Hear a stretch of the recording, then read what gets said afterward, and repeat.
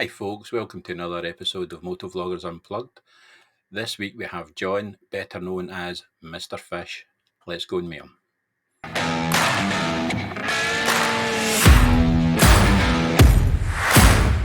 John, thanks very much for coming on, mate. Really appreciate it. That's no problem. Anytime, mate. Thanks for inviting me.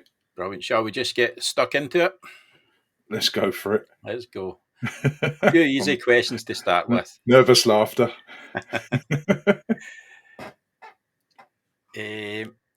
How long have you been riding motorbikes? Oh, geez, I'm going to show my age now, aren't I? Legally or illegally? Whatever you want to tell me. Well, legally since 1998. I think that's when I passed my test. Before that, I owned a little bike, but I didn't realise you needed insurance, tax, any of that. I didn't know anyone with a vehicle. I think I was only 16, 17. So I didn't know anyone with a vehicle. So I was just riding it around.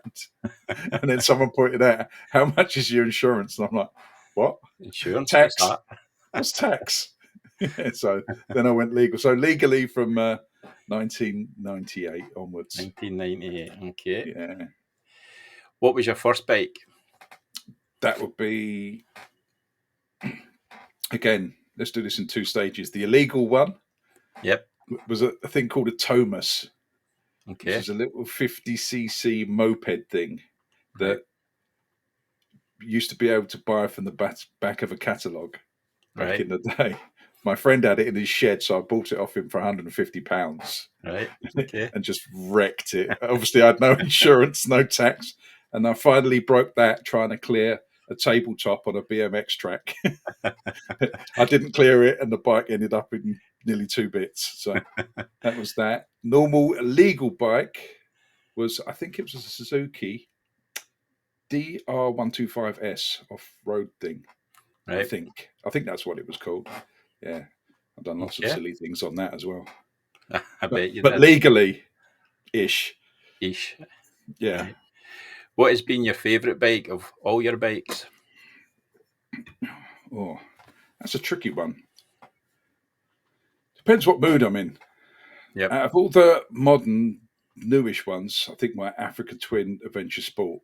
Yeah, they're nice. The black one. I really love that. Excuse me, I've got a throat problem, so I'm going to keep clearing my throat. I'm not making speeches. I've just got this hanging on since Christmas. So the Africa Twin I really loved. Well, I had 3 of them. I love the Super Cub as well, the little Super Cub. Yep. Mm-hmm. Just makes me smile. So for different reasons, I say the Africa Twin is probably the best bike I've ever owned so far. There's still more to buy. Nice bikes. How did you come up with your channel's name? Easy. I was nicknamed Fish at school. So I grew up Mr. Fish. Well, fair enough. So it's quite an easy one. And it was called The Chronicles of Mr. Fish because I was going to, basically the chronicles of me. Yeah. Bit self-indulgent. I thought it was great at the time.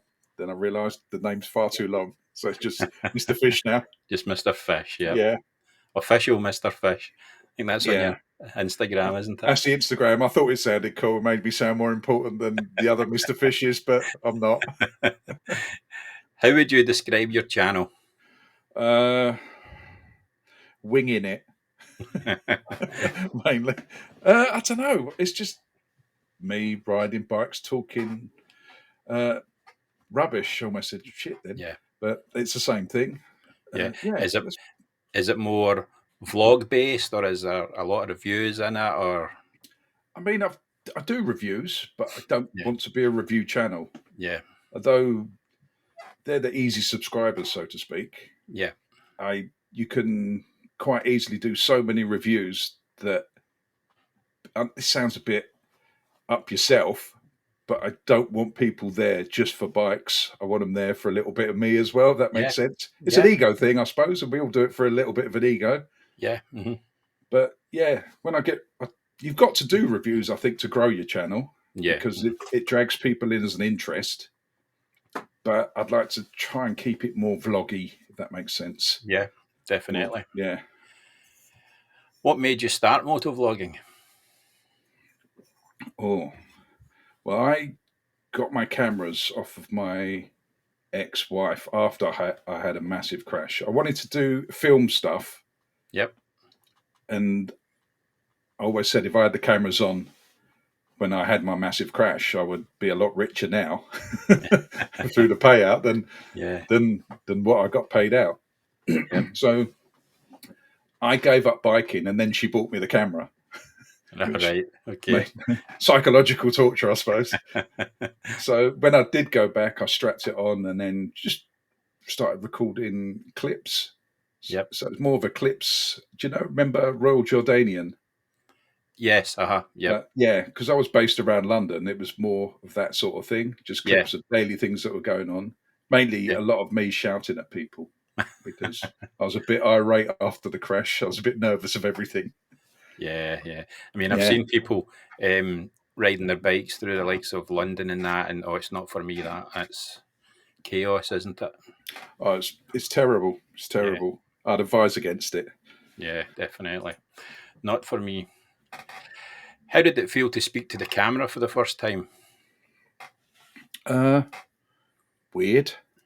Yeah. Very strange. It's not so much the speaking to the camera; it's the listening to it back when you're editing, Yeah. Yeah. and you think, "Geez, do I really sound that bad? You sound horrendous." And I realised how quiet I spoke. Right. Yeah. So my early vlogs are basically me whispering because I'm scared that anyone's going to hear me I hear around. you. Yep. So, Yep. so I'm whispering, and then it comes on the edit, and you listen to it, and you go, "That's shit, mate." Yeah, Well, weird. at least you're honest. Yeah, it's a weird one. Yeah.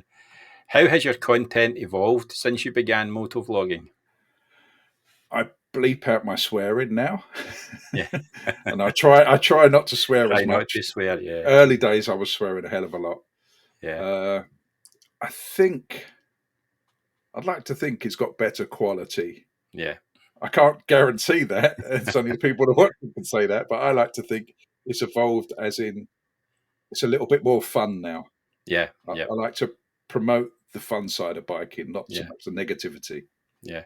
Your videos tend to be quite positive. Yeah, I mean Yeah. that's what I try to put across because there's enough. You've only got to pick up a paper, watch the news, and all they do is dwell on negativity. Yeah. Yeah. When the world's not even that bad, it's Yeah. probably 1% of the world that does 99% of the news. That's So true. Yes, yeah. that's true. Definitely. What do you want your audience to take away from your content? Probably, I think I've got it in my bio. I'm just there to hopefully make you smile or make you think. Yeah. It's the only two things. If I can do that, then that's perfect for me. Hopefully, Yep. make you smile. And Yeah. basically, to people my age, I'm 54 next month. Jeez. Yep. Just get out there, ride your bikes. Don't be scared of doing stuff on your own. I mean, get out your comfort zone, get on a bike. Don't just go to the local cafe. Get out and ride Yeah. to things like Scotland. Just jump on a bike and go. It's an amazing place out in the world. Yep. I wish these questions would come up quicker, but they don't. That's fine. What brand of cameras and microphones are you currently using? Currently, they're all sitting here. I've got a shitload. Are you a GoPro man or are you a DJI? GoPro, yep. GoPro. What's that? That's an 11. So I've Right. got two 11s that I use, but I only ever really record with one camera. I'm too Yeah. lazy for two because I don't like editing. So I've got those, and I've got a Insta 360 X4 downstairs, I've got still in one a of them, yep. box. Yep. They That's a good sent it camera. to me for the Scotland trip, but Right. I was in Scotland when they sent it, so I've never used it. So I'm Right. looking for an excuse to use it. I've got to do a video on the unboxing and everything like that. But Yeah. hopefully, when the weather picks up, I can strap it to the side It's and a good camera. Yep. It's great for getting work different out. angles. Yeah. Is it easy to edit now, or easier? You have. I use DaVinci Studio, Right. so you can actually edit it in that.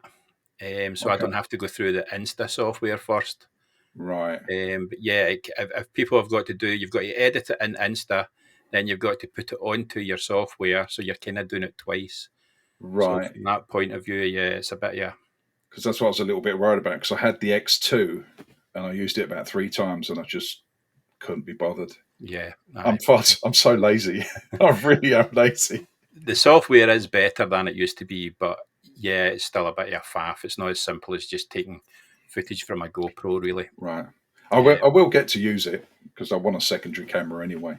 Yeah. And what about microphones? What do you do for that? Just a cheap Amazon lav mic in the cheek pad of the crash helmet. Just bury it in there. If they go wrong, just throw it away, get a new one. But I've got to say, this one I've had 4 years now, this mic.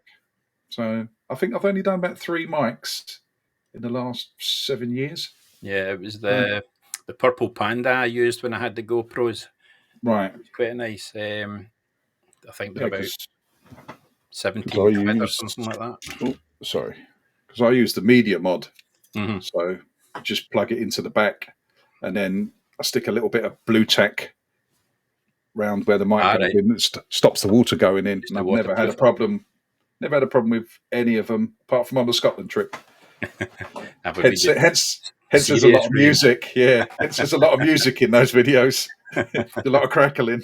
Yeah. Do you film in full auto or do you use manual settings? Auto. I'm not clever enough for manual. Auto. I'm the same pretty much, yeah. Auto. And I think with motovlogging as well, especially if you're doing off-road, you're under the trees, out of the trees, under the trees. And I think you just adjust a lot quicker than anything I can do. Yeah, and it ends up being too dark if you manually adjust it. In the daylight, then you go into trees. Yeah, you have to stop, redo it, and then, not interested. Not for me either. Yeah, as I said, very lazy. Yeah. What resolution and frame rate do you use? On GoPros, I shoot in, let me think, 2.7. Yep. At, I think, 60 frames per second on both cameras. Okay. So, and do you keep it as 2.7 or do you upscale that to 4? Or? I don't purposely upscale it, but when it loads onto YouTube, it says 4K. I think it recognises 2.7 as 4K, Yeah, but I don't upscale it. I just record it as that. I edit it in Proxy. Yep. And then put it back into normal. The way mine works is really weird. Then I throw it over to Apple TV. All right, okay. And then I download it from Apple TV to YouTube. And I think if you go deep into it, it's 2.7. Yeah. Okay. What software do you use for editing and why? Final Cut Pro. Right. Apple Mac. Here you go. Yeah. That's why. Yeah. I think that was. I think that's what Teapot One said he uses as well. I think because it came on the Apple Mac as well. Yeah. Mm-hmm. Yeah, I've phoned him up enough times to say, Bruce, how'd you do this? I've just deleted my entire content. How do I get it back? How much planning goes into your videos before you make them? Zero. Well, it depends what it is. If it's a review, I might, and this is a very loose might, read something on the website about the bike. Yeah, think about it slightly. But I find if I know too much, it doesn't come out naturally. Yeah, if that makes sense. So I know the rides I'm going to do, but I don't know what I'm going to say. Usually reacting to what I see at the time and just whatever happens on the time. At the time. Yeah, so it's more vlog style, just as it's happening. Yeah. Okay. What's the hardest part of managing a motovlogging channel? Consistency. Right, okay. I think you've got to, if you want to grow your channel, you've got to be consistent. So at least one video per week. Yeah. So that means you've got to edit. So that's the timing, get all the timing right for that. That's probably the hardest part of it. And doing stuff, coming up with ideas, and actually, although I don't plan, I've still got a plan to go out. Yes, I know. Otherwise, it's a couch vlogging channel, which is even more boring than the motorcycle stuff on mine. Mr. Fish watching TV. Yeah, like Gogglebox. If you could go back to the beginning of your motovlogging journey, is there anything you would do differently? Probably be more confident. Yeah. Okay. Just go for it. Yep. And I mean, I'm still pretty much not going for it now. If you're vlogging in the crash helmet, it's not too bad. But it's the off the bike stuff, walking around, talking to a camera. I wish I had the cojones to do what some people do. I know lots of YouTubers, like my kids and that, and they will go around and just walk into a shop talking to a camera. Yeah.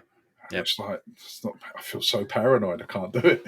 I'm exactly the same. I think it's more difficult for people our age than the youngsters. They've kind of grown up with it almost, you know. Yeah. That makes sense. That makes we still feel weird, even though no one really cares. No one would bat an eyelid anyway. So no one cares. And if you go to America, I'll do it in America because they care even less there. Than here. Here that you still get the little sly looks and the remarks. Yeah. But in America, it's just everyone's at it. Aye. I totally agree. I find it weird as well. Yep. It's very bizarre. How do you balance riding for pleasure versus riding for content? I ride a lot more for pleasure now than I used to. Right. I used to film everything. And I found when I was filming everything, I was never completely relaxed. Yep. Because you're always conscious of speed, what you're doing, what you're saying. Does that look good on camera? Is this angle good? If I go up this road, will that look better than this road? Yeah. You're always constantly thinking about the camera. Yeah. So what I do now is probably I record 1 out of every 5 rides. Right. Okay. Yeah. So, and I just find when I ride normally, I'm a lot more chilled. It's like I go out with Bruce a lot, Teapot. Well, not a lot, but we go out and we never have cameras on. All right. Okay. Like, we just say we go out for a ride, no cameras, and we have such a laugh. But I know if we put cameras on, it would be a different day. Yeah. Yeah. I mean, we'd be the same, but the riding would be different. Yeah, I know what you mean. Yep. Yeah. Definitely. Are there any motovloggers that inspire you, and why? Not really. It sounds harsh, but I don't really watch motovloggers that much. I mean, everyone does that's got the sort of like confidence to go out and do it. Yeah. So even channels that pop up and you think, good for you, go for it. So it's just the getting out there and doing it that inspires me. Back in the day, when I started, a long time ago, there was people like Baron von Grumble, Spicy 110, I think was out then still, Premises 187. They were the English ones. And then over in America, it was Suburban Delinquent, Baker X Derek, Do It With Dan, Jake the Garden Snake. Right. Jake the Garden Snake. These motorcycle vloggers that I've actually had the privilege to meet when I went to America. Right. But they kind of got me into it. And I thought, I could do that. I can do that. Never to their standard, but I'm still trying. But yeah. So they probably did in the early days inspire me. Yeah. Do you have a favorite video or series of videos that you've made, and what made it special for you? I don't really watch them back, but if I do, I'll watch the trip ones, like my American series. The Scotland one's quite cool, the one I just did. Yep. Because, and the only reason is because you can relive those moments of when you were there. You get that little buzz, that little feeling that the viewer won't get, but I get. It's like you get the smells and the sounds. Yeah. They all come back. You think, I remember that day. That was cool. Yeah. It's like riding through. I think it's one of my least viewed videos. I think it's about 500 views or something. But it's riding through Zion National Park in Utah. Okay. And it was an absolutely stunning, amazing place. And I based the whole trip around going to that national park. And I rode 2,000 miles to get there or something like that. Yeah. And when I went through there, it was awe-inspiring. But on the video, it's like no one's interested. But to me, it's one of my favourites. Sometimes I feel that you're riding down a road and you think, you say to the camera, look at that, it's awesome looking. Then when you get home and look at the camera, it's 2 pixels, you can hardly see it. Yeah. It's always like that that bird of prey that comes across. Yeah. And you think, look at that. The size of that's like a pterodactyl, and it comes across, looks like a sparrow. Yeah, I know. Yeah, always the way. I do that quite often with mountain ranges. I say, well, look at that. That looks awesome, you know, and it's nothing on the camera, you know. Yeah, looks like a speed bump. Yeah. Or if you're going up up or down a really steep hill, and when you put it in the GoPro or whatever, it's flat. Yeah. That's why you have to explain. You have to sort of like narrate, put a narrative on it. It's like, you can't see this, but this is like a 20% gradient or that sort of thing. Where do you see your channel going in the next couple of years? Hopefully still growing. That would be the key. I mean, it's slow growing, but it's growing. Yeah. If all depends on my work. If I can get a job share kind of thing going on when I got 2 weeks on, 2 weeks off, then I can put more into the channel. So hopefully it'll grow that way, because I probably would do more reviews, though I don't want to be a review channel. I would do more of that sort of stuff just to boost the numbers, if that makes sense. Yeah. So it can justify the money that I'll be losing from the work side. Yeah. Yeah. Yeah. So it has that balance. But at the moment, I don't mind doing it as a hobby. So as long as it keeps growing, that's all I care about, really. Yeah. What subs are you up to? Just coming up to 30,000. That's good. So I think I'm about 100 away, 150 away from 30,000. Excellent. Yeah, that's good. Yeah. Any advice for someone just starting out in motovlogging? Just go for it.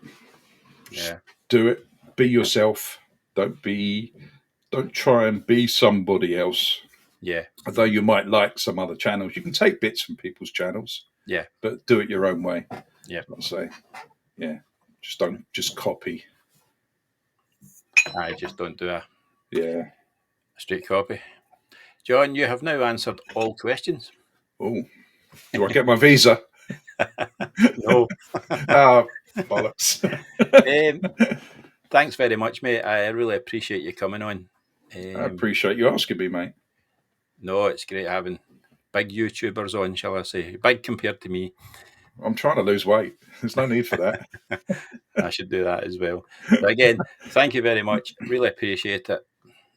No worries. Again, thanks for inviting me on. It's a pleasure.